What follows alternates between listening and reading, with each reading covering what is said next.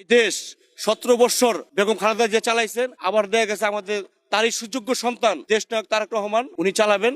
ওনাকে আপনারা সবাই ওনার পাশে থাকেন, ওনাকে সাপোর্ট করেন। ইন্ডিয়া শোষণ করবে, মানুষের গোলামি করতে হবে আমাদেরকে। আমরা দেখা গেছে ওই দেশ আমাদেরকে ভালোবাসে, ওই দেশ আমাদের ভালোবাসে, দেশের মানুষ আমরা ভালো হইতে হবে। কোন সরকার আসলে ভালো থাকবে? আমি অবশ্যই বলবো যে বাংলাদেশ জাতীয়তাবাদী দল, শহীদ রাষ্ট্রপতি জিয়াউর রহমানের হাতে গড়া এই দল, জিয়াউর রহমানের আদর্শ অনুপ্রেরণা করে এই বাংলাদেশ জাতীয়তাবাদী দল, ঠিক আছে, আমরা মনে করি যে আপনারা সবাই বাংলাদেশ জাতীয়তাবাদী দল বিএনপিকে আপনারা ক্ষমতা আনেন। এই দেশ 17 বছর বেগম খালেদা জিয়া চালাইছেন, আবার দেখা গেছে আমাদের তারই সুযোগ্য সন্তান দেশ নায়ক তারেক রহমান উনি চালাবেন।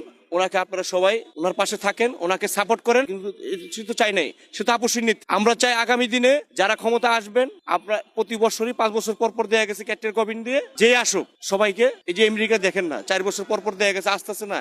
আমাদের মূল উদ্দেশ্য হবে প্রতিহিংসা, এটাই দূর করতে হবে। আমরা এই দেশকে একটা হীরার খনি আছে আমাদের।